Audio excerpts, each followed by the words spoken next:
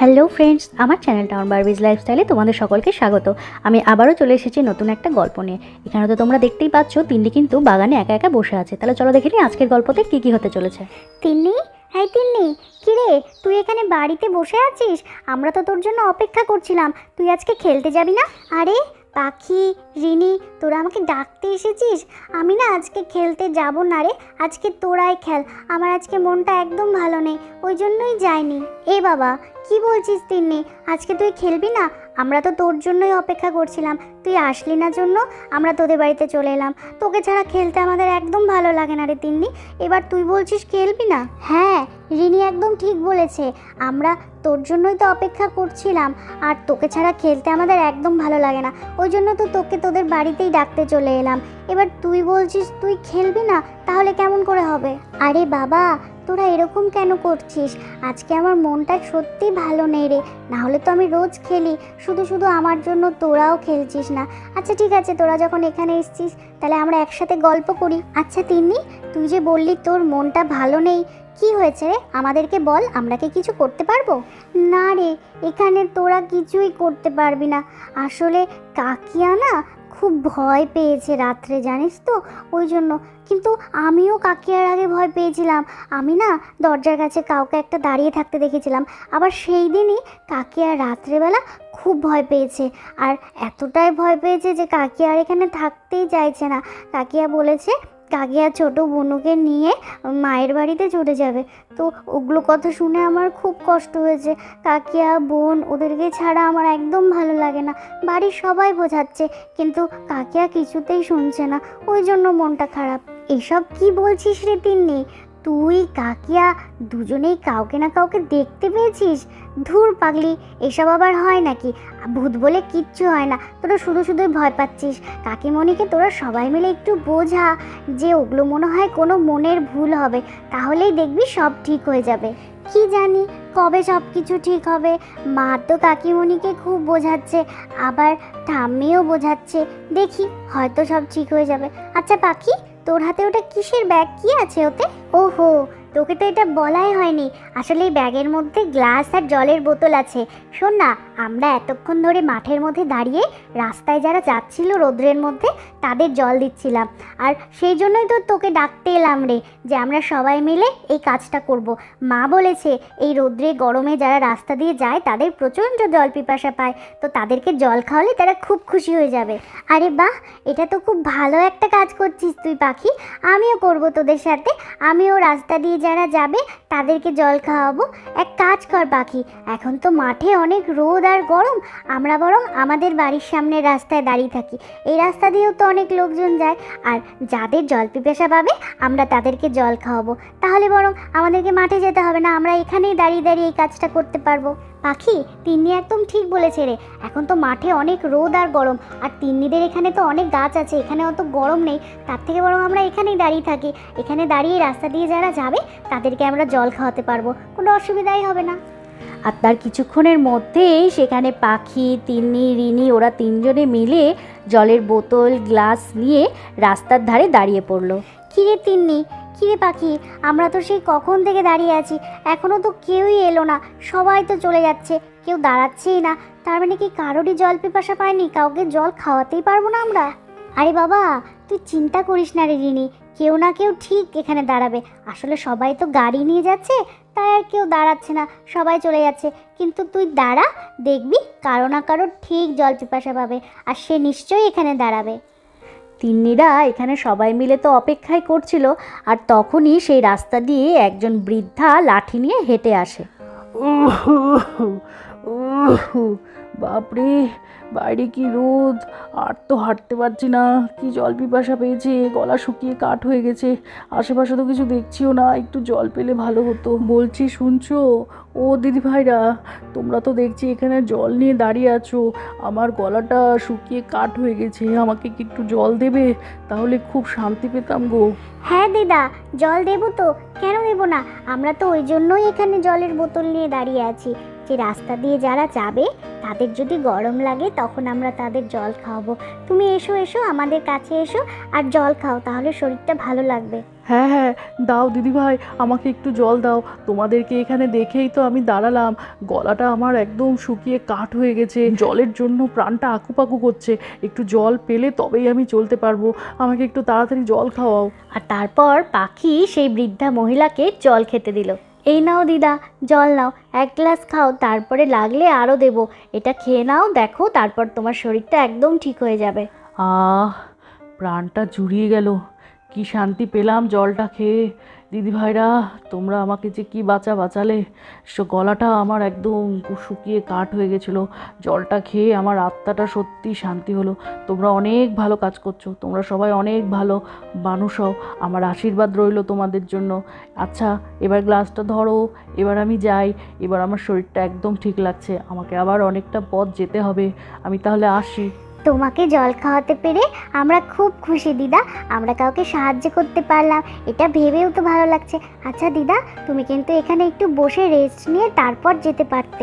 না না দিদি ভাইরা, তোমরা আমাকে জল খাওয়ালে এতেই হলো। এখন আমার শরীরটা একদম ঠিক লাগছে, আর রেস্ট নিতে হবে না। আমাকে তো আবার অনেকটা দূর যেতে হবে। তাহলে তোমরা ভালোভাবে থেকো, আমি আজ আসি। আর তারপর প্রাণ ভরে জল খেয়ে সেই দিদা সেখান থেকে চলে গেল। আর এদিকে আমাদের ঠাম্মি আর দিয়া চা খেতে খেতে দুজনে মিলে গল্প করছে। আচ্ছা ছোট বৌমা, কি হয়েছে আমাকে বলো তো। কয়েকটা দিন আমি একটু অসুস্থ ছিলাম, ঘর থেকে বেশি বেরোতে পারিনি। তাই বলে তোমরা আমাকে কেউ কিছু জানালেই না। রাধা আমাকে না বললে তো আমি জানতেই পারতাম না। আচ্ছা, কি হয়েছে বলো দেখি। তুমি নাকি বাপের বাড়িতে যেতে চাইছো? আসলে মা, আপনার শরীরটা তো খুব একটা ভালো ছিল না, সেজন্য আপনাকে কিছু জানাইনি।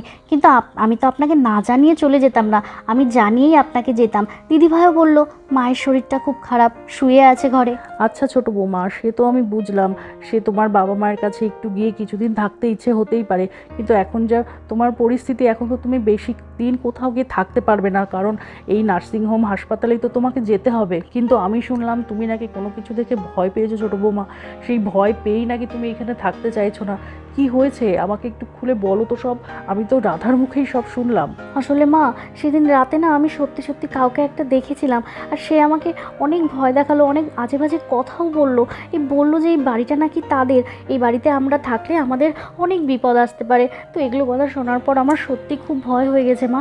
তাই জন্য আমি চেয়েছিলাম যে মালতীর দিকে ডেকে একটা তান্ত্রিক ডেকে বাড়িটা দেখানো উচিত ছিল, তার কাছ থেকে সব কিছু জানা উচিত ছিল। আপনার ছেলেকে বললাম, আমার কথা কেউ শুনছে না। তাই ভাবছি আমি একটু কয়েকদিন গিয়ে বাবার বাড়িতে থেকে আসি। আচ্ছা আচ্ছা ছোটো বৌমা, বুঝেছি। এই সময় তোমার মনের অস্বস্তি হওয়াটা স্বাভাবিক, এরকম হবেই, আমি বুঝতে পারছি। শোনো, তাহলে এক কাজ করব, আমরা তাহলে একটা বাড়িতে পুজো রাখি আর যজ্ঞ করে পুজো করি। তাহলে দেখবে বাড়িতে শান্তি থাকবে আর তোমার মনের অস্বস্তিও দূর হবে। না না মা, পুজো দিয়ে কিছু হবে না। আমরা আসল সত্যিটা জানতে পারবো না। এই বাড়ির মধ্যে আদতেও কিছু আছে কি নেই সেটা একমাত্র কোনো তান্ত্রিক বলতে পারবে মা। সেজন্য আমি চাইছি যে মালতীদি ওই তান্ত্রিককে নিয়ে আসুক, তাহলেই সব কিছু জানতে পেরে যাব, তারপরে না হয় পুজো করা যাবে। কি বলছো এসব ছোটো বৌমা? আমাদের বাড়িতে তান্ত্রিক আনা হবে? ওরে বাবা, এদিকে তো আকাশও বাড়িতে নেই, ও তো আবার এগুলো পছন্দ করে না। ও জানতে পারলে যে কি হবে আমি জানি না বাপু, তোমাদের যা ইচ্ছা করোগে। আর তার কিছুক্ষণের মধ্যেই সেখানে নেহা আর মালতী চলে আসে। দিয়া, এই যে মালতী এসছে রে, তুই বলেছিলি ওর সাথে কথা আছে, তো আমি ওকে ডেকে পাঠিয়েছি। নে, চলে এসেছে, এবার কি কথা বলবি ওর সাথে বল। ও মালতীদি, তুমি এসেছো? হ্যাঁ, আমি বলেছিলাম দিদিভাইকে তোমাকে একটু ডেকে আনার কথা। থ্যাংক ইউ মালতীদি, তুমি এসেছো, বসো না, তোমার সাথে অনেক কথা আছে। হ্যাঁ দিয়া, বলো কি বলবে। নেহা তো আমাকে ফোনে বললো তাড়াতাড়ি আয়, কিছু একটা ইম্পর্টেন্ট কথা আছে। আর এখানে এসে দেখছি তোমাকে বেশ অস্থির লাগছে। আচ্ছা, কি হয়েছে সব কিছু খুলে বলো তো আমাকে, এবার কিন্তু আমার খুব চিন্তা হচ্ছে। হ্যাঁ মালতীদি, আমি দিদিভাইকে বলেছিলাম তোমাকে একটু ডেকে পাঠানোর কথা। আসলে তোমার সাথে আমার অনেক দরকারি কথা আছে, আর অনেক কিছু জানারও আছে, সেগুলো তো ফোনে হবে না, তাই একটু বাড়িতে আসতে বলেছিলাম। হ্যাঁ দিয়া, এবার মালতী চলে এসেছে, এবার তোর যা জিজ্ঞেস করার, যা জানার সব কিছু জেনে নে। মালতী, তুই একটু ভালো করে শোন তো যে দিয়া কি বলতে চায়। ও তোর কাছ থেকে অনেক কিছু শুনতে চায়, ও সব কিছু একটু ভালো মতো শুনে নিক। হ্যাঁ দিয়া, এবার বলো দেখি কি শুনতে চাও তুমি আমার কাছ থেকে, জিজ্ঞেস করো আমাকে, আমি তোমাকে বলছি। আচ্ছা মালতীদি, তুমি এর আগে বলেছিলে না আমাদের যে এই বাড়িটা নিয়ে পুরনো কিছু কথা আছে যেটা তুমি জানো, আর এই বাড়িটাতে কেউ আসতেও চাইতো না। আচ্ছা মালতীদি, আমি না সত্যি খুব ভয় পেয়েছি গো, আর সেই কথাগুলো বলার জন্যই তোমাকে ডেকেছি। আচ্ছা তুমি কি কিছু জানো এই বাড়িটার সম্বন্ধে? বলো না গো। আর তুমি বলেছিলে না তোমার একজন তান্ত্রিক চেনা আছে, তো তাকে তুমি নিয়ে আসতে পারবে গো। সে এসে যদি একটু আমাদের বাড়িটা দেখে দেয় আর সব কিছু যদি একটু বলতে পারে যে এই বাড়িতে আদতেও কিছু আছে কি নেই। ও এই ব্যাপার, আসলে হ্যাঁ আমি যেটা বলেছিলাম সেটা ঠিকই বলেছিলাম। আর আমি জানতে পেরেছিলাম আমার শাশুড়ি মায়ের কাছ থেকে, এই বাড়িটা তো অনেক পুরনো, তোমরা সেটা জানোই, আর পুরনোর জন্যই তোমাদের অনেকটা ভেঙে চুরে ঠিক করতে হয়েছে। আর আমার শাশুড়ি মাও তো বহু পুরনো যুগের মানুষ, সেটা জানো তো। আমার শাশুড়ি মাই গল্প করেছিলেন যে এই বাড়িতে নাকি মা আর মেয়ে দুজনে আগুনে পুড়ে মারা গেছে, আর তারপর থেকেই নাকি তাদের আত্মাটা এখানে ঘুরে বেড়ায়, আর সেই থেকেই সবাই এখানে ভয় পায়, কেউ আসতেও চাইতো না আর কেউ থাকতেই চাইতো না। আমি তোমাদেরকে এই ব্যাপারটা বলার চেষ্টা করেছিলাম, কিন্তু আকাশদার বাড়িটা এত পছন্দ হয়ে গেছিলো আর তোমরাও এখানে থাকতে শুরু করেছো, তো সেই জন্য কিছু বলিনি। আর হ্যাঁ, তান্ত্রিক আমার হাতে একজন আছে, আমি তাকে আনতে পারি যদি তোমরা বলো। মালতী মা, দেখো ছোটো বৌমা কি অস্থির হয়ে আছে, কি করে পারা যায় বলো তো।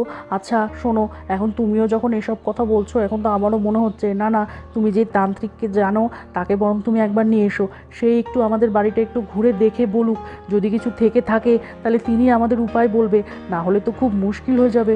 কিরে নেহা, কি করব? তুই তো কিছু বলছিস না।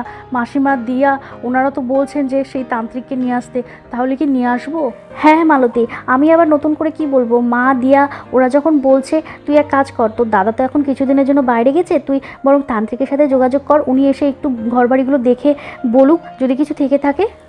দেখেছো তো মালতীদি, তুমিও জানো এই মা মেয়েরই কোনো ঘটনা আছে এই বাড়িতে, কারণ আমাকেও কিন্তু ওই বাচ্চা মেয়েটা ওর মায়ের কথাই বললো। না না, নিশ্চয়ই কিছু আছে, আমার সত্যি একদম ভালো লাগছে না। তুমি তান্ত্রিকটার সাথে তাড়াতাড়ি যোগাযোগ করো মালতীদি, আর বলেছে আমাদের এই বাড়িতে থাকলে নাকি খুব বিপদ, আমাদের খুব ক্ষতি হয়ে যাবে, তুমি তাড়াতাড়ি কিছু করো একটা। হ্যাঁ হ্যাঁ দিয়া, তুমি একদম চিন্তা করো না, আমি আজকেই ওই তান্ত্রিকের সাথে যোগাযোগ করব, আর যত তাড়াতাড়ি সম্ভব ওনাকে আসতে বলবো, আর যা যা লাগবে আমি সব কিছু তোমাদেরকে বলে দেবো, আগে থেকে তোমরা রেডি করে রাখবে, আর উনি আসলেই তাহলে কাজ হবে। আমি ছোটো বৌমাকে বলেছিলাম মালতী, বুঝলে, যে বাড়িতে একটা পুজো রাখি, যজ্ঞ করি, তাহলে কিন্তু মনটা একটু শান্ত হবে, কিন্তু না না, ছোটো বৌমা তো কিছুতেই মানতে চাইছে না। এখন তো আমারও মন বলছে, মালতী তুমি বরং তাড়াতাড়ি তান্ত্রিককে ডাকো, সে একটু আমাদের ঘরবাড়িগুলো ঘুরে দেখুক। কিরে দিয়া, এবার মনটা শান্ত লাগছে তো? তুই এত টেনশন করছিলি, তুই ভুলেই যাচ্ছিস যে তোর ভেতরে কিন্তু আরও ছোট্ট একটা প্রাণ বড় হচ্ছে, তার যদি কোনো ক্ষতি হয়ে যায় বুঝতে পারছিস তো কী হবে? শোন, এবার তো মালতী চলে এসেছে, আর মালতী সেই তান্ত্রিককেও নিয়ে আসবে, তিনি এসে দেখুক, যদি কিছু বলে আর আমাকে আগে থেকে সব কিছু বলে দিলে আমি রেডি করে রাখবো। এবার কিন্তু আর টেনশন করিস না, আর বাড়ি থেকে কিন্তু কোথাও যাওয়া হবে না তোর। হ্যাঁ দিদি ভাই, আগে তান্ত্রিক আসুক, ওনার মুখে সব কিছু শুনলেই তোমরা বুঝতে পারবে, তখন বুঝবে যে আমি শুধু শুধু টেনশন করছিলাম না, আর কিছু বানিয়ে বানিয়েও বলছিলাম না, উনি আসলেই বুঝতে পারবে। তাহলে বন্ধুরা, তোমরা তো এখানে দেখতেই পেলে যে নেহাদের বাড়িতে কিন্তু মালতী নিয়ে আসতে চলেছে একজন তান্ত্রিককে। তাহলে তান্ত্রিক আসার পর কি কি হতে চলেছে সেই পরবর্তী গল্পগুলো দেখতে হলে কিন্তু এক্ষুনি আমাদের চ্যানেলটাকে সাবস্ক্রাইব করে দাও। আর আজকের গল্পটা ভালো লাগলে কমেন্ট করে কিন্তু অবশ্যই জানিও। তাহলে আজকের মতো গল্পটা এখানে শেষ করছি। তোমরা ভালো থেকো, সুস্থ থেকো, সাবধানে থেকো, টাটা।